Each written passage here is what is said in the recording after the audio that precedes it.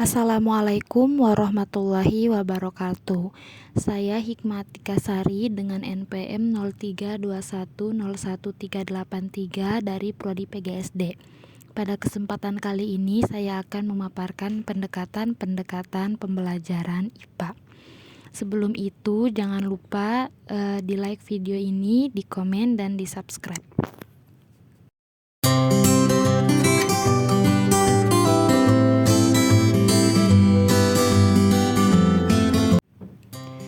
Pendekatan pembelajaran adalah cara pandang terhadap proses pembelajaran terhadap subject matter.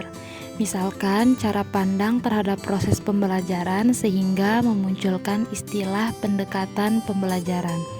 Menurut Saiful, pendekatan adalah suatu pandangan guru terhadap siswa dalam menilai, menentukan sikap dan perbuatan yang dihadapi dengan harapan dapat memecahkan masalah dalam mengelola kelas yang nyaman dan menyenangkan dalam proses pembelajaran.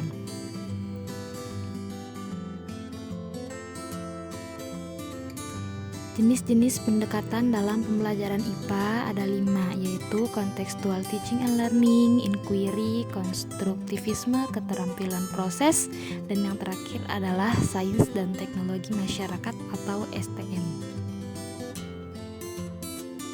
Yang saya jelaskan pertama adalah contextual teaching and learning. Menurut Trianto, contextual teaching and learning ini merupakan konsep belajar yang membantu guru mengaitkan antara materi yang diajarkan dengan situasi dunia nyata siswa dan mendorong siswa membuat hubungan antara pengetahuan yang dimilikinya dengan penerapan dalam kehidupan mereka sebagai anggota keluarga dan masyarakat. Menurut Trianto juga, pendekatan kontekstual ini berdasarkan pada kecenderungan pemikiran tentang belajar sebagai berikut. Yang pertama, proses belajar, kedua, transfer belajar, ketiga, siswa sebagai pelaku belajar, dan pentingnya lingkungan belajar. Saya jelaskan dari proses belajar. Proses belajar dapat mengubah struktur otak. Perubahan struktur belajar berjalan terus seiring dengan perkembangan organisasi pengetahuan dan keterampilan seseorang. Kemudian transfer belajar, penting bagi siswa untuk tahu dia belajar dan bagaimana ia menggunakan pengetahuan dan keterampilan itu. Yang ketiga, siswa sebagai pelaku belajar, yaitu dalam proses pembelajaran dibutuhkan strategi belajar agar anak lebih mudah memahami hal-hal yang sulit. Peran orang dewasa, yaitu guru, untuk membantu menghubungkan antara yang baru dan yang sudah diketahui. Yang terakhir adalah pentingnya lingkungan belajar. Belajar efektif itu dimulai dari lingkungan yang berpusat pada siswa. Menumbuhkan komunitas belajar dalam bentuk kerja kelompok itu sangat penting. Kemudian langkah-langkah penerapan CTL. Yang pertama, kembangkanlah pemikiran bahwa anak akan belajar lebih bermakna dengan cara bekerja sendiri, menemukan sendiri dan mengkonstruksi sendiri pengetahuan dan keterampilan barunya. 2. Laksanakan sejauh mungkin kegiatan inquiry untuk semua topik. Kembangkanlah sifat ingin tahu siswa dengan bertanya. 3. Ciptakan masyarakat belajar. 4. Hadirkan semua model sebagai contoh pembelajaran. 5. Lakukan refleksi di akhir pertemuan. Dan 6. Lakukan penilaian yang sebenarnya dengan berbagai cara. Kemudian pendekatan inquiry. Pendekatan inquiry termasuk dalam strategi belajar heuristik yang artinya murid mencari dan mengelola materi pelajarannya sendiri. Membentuk sikap positif, kreatif, inovatif, percaya diri, terbuka, dan mandiri. Pada diri sendiri berangsur-angsur akan tumbuh. Selain itu, adanya pendekatan inquiry, murid akan berperan aktif dalam mencari informasi dan memanfaatkan berbagai jenis sumber belajar dan mengembangkan informasi tersebut. Kemudian adalah proses pelaksanaan pendekatan inquiry dalam pembelajaran. Yang pertama ada stimulus, yaitu guru memulai bertanya dengan mengajukan persoalan atau menyuruh anak didik membaca atau mendengarkan uraian yang memuat permasalahan. 2. Problem statement, yaitu anak didik diberikan mengidentifikasi berbagai masalah. Yang ketiga, data collection untuk menjawab pertanyaan atau membuktikan benar atau tidaknya suatu hipotesis. Yang keempat adalah data processing, yaitu semua informasi hasil bacaan, wawancara, observasi, atau sebagainya. Semuanya diukur, diklasifikasikan, dan lain-lain. Yang kelima adalah verification atau pembuktian. Berdasarkan hasil pengolahan dan tafsiran atau informasi yang ada, pertanyaan atau hipotesis yang sudah dirumuskan terlebih dahulu itu kemudian dicek apakah terjawab atau tidak, apakah terbukti atau tidak. Terus ada kelebihan inquiry. Yang pertama merupakan strategi pembelajaran yang menekankan kepada pengembangan aspek kognitif efektif dan fisikomotor secara seimbang. Yang kedua dapat memberikan ruang kepada murid-murid untuk belajar. Yang ketiga dapat sesuai dengan perkembangan psikologi belajar modern. Dan yang terakhir dapat melayani kebutuhan murid yang memiliki kemampuan di atas rata-rata.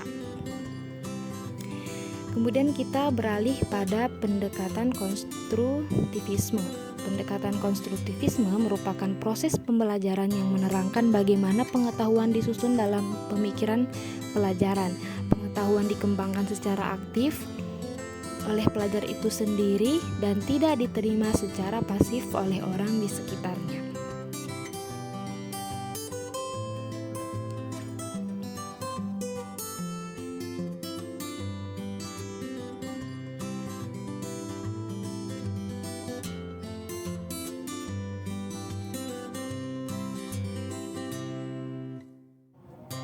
Kemudian ada asumsi konstruktivisme. Yang pertama adalah pengetahuan dikonstruksi dari pengalaman.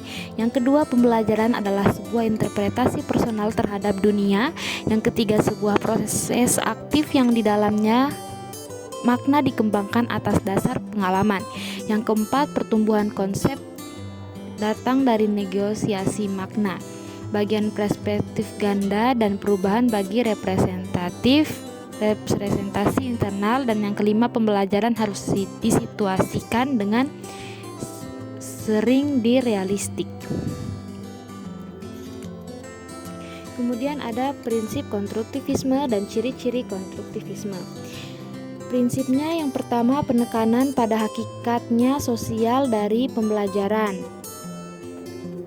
Yang kedua, zona perkembangan terdekat. Yang ketiga, pematangan kognitif. Dan yang keempat, mediate learning. Ciri-cirinya yang pertama, pembelajaran harus terlibat secara aktif dalam belajarnya. Yang kedua, pembelajaran materi secara bermakna dengan bekerja dan berpikir. Yang ketiga, informasi baru harus diikutsertakan dengan informasi lama sehingga menyatu dengan struktur kognitif yang dimiliki oleh pembelajar. Dan yang keempat, orientasi pembelajarannya berdasarkan pemecahan masalah. Keuntungan dan kelemahan konstruktivisme. Yang pertama, keuntungannya adalah mandiri dalam memecahkan masalah. Yang kedua adalah suasana nyaman dan siswa lebih kreatif. Yang ketiga, melatih siswa untuk bekerja sama dengan baik. Dan yang keempat adalah melatih siswa untuk berpikir kritis.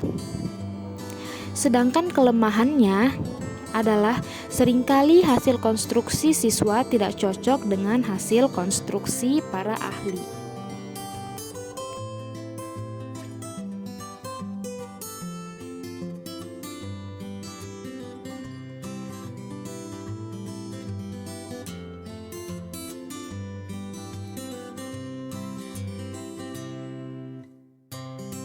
Kemudian kita beralih ke prinsip pendekatan keterampilan proses. Pengertian pendekatan keterampilan proses adalah suatu pendekatan yang digunakan dalam proses belajar mengajar yang menekankan proses perolehan murid dalam menemukan sesuatu.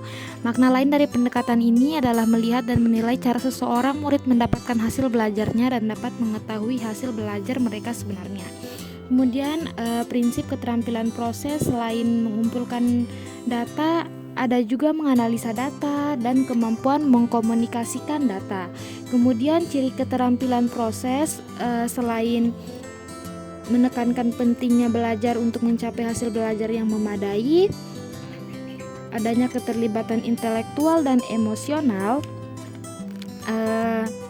ada juga adanya keikutsertaan siswa secara aktif, kreatif dalam proses belajar mengajar. Kemudian keunggulan pendekatan keterampilan proses yaitu memberikan kesempatan kepada siswa untuk mengungkapkan inspirasi, ide, kreativitas, dan lain-lain. Ada pula memperingati beban guru pada saat proses belajar, terus meningkatkan terjalinnya interaksi dua arah dalam proses belajar, dan juga memupuk, mengembangkan, dan mengkomunikasikan pengalaman belajar.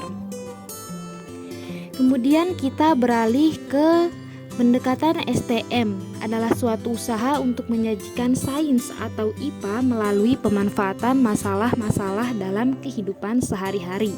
Pendekatan STM yang pertama adalah hubungan erat antara sains, teknologi, dan masyarakat. Yang kedua, proses belajar mengajar didasarkan pada teori konstruktivisme, di mana siswa membangun sendiri pengetahuan saat berinteraksi dengan lingkungan. Yang ketiga, ada 5 ranah pembelajaran, yaitu ranah kognitif, ranah efektif, ranah proses sains, ranah kreativitas, ranah hubungan, dan aplikasi.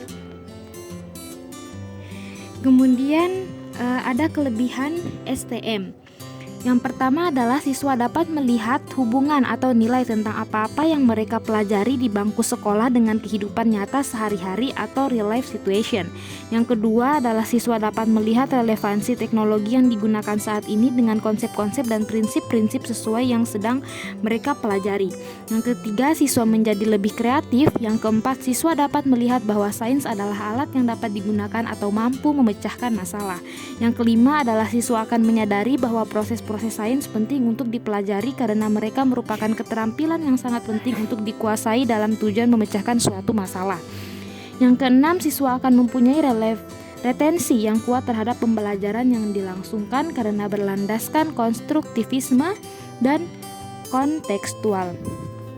Berikutlah pemaparan saya tentang pendekatan pembelajaran IPA. Tadi ada beberapa pendekatan, ada 5. Saya harap bisa berguna untuk kita semua. Sekian dari saya. Billahi fi sabilil haq fastabiqul khairat. Wassalamualaikum warahmatullahi wabarakatuh.